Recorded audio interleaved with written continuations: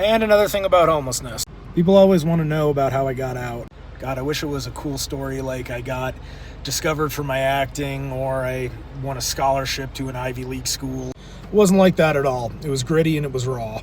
I'd already been living on the streets for about a year and a half, and at this point I was sleeping in a broken down car in West Anaheim. This thing would break down all the time, and it got to the point where I just had to move it from spot to spot by pushing it so I didn't get street sweeper tickets. There was a park across the street where I could use a bathroom for a couple hours a day while it was open. I knew some people in the area that were cool with me coming up to use their hose if I had to get water to drink or if I had to take a shower or something.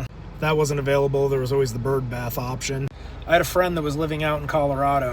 We had known each other when we were younger, and honestly, she's one of my closest, most special friends. Despite the way life was, I always made a dedicated effort to stay in touch with her. I always gave her my Obama phone number, but those were always getting stolen or shut off prematurely. I think I went through like 19 different phone numbers in a year one time. I primarily stay in touch with her through Facebook and email. Libraries are a great resource when you're homeless. Typically air-conditioned, they have bathrooms, and if you look busy enough, nobody bothers you. Even though I'd been homeless before, my life was hitting the skids in a way that I could never have seen coming. It was 2017 and Southern California was experiencing a massive heat wave. People were actually dying outside because it was so hot. And for some reason, gang violence was at an unusual high in that time. It had always been a gang neighborhood, but for some reason that summer, they felt like putting a lot of work in.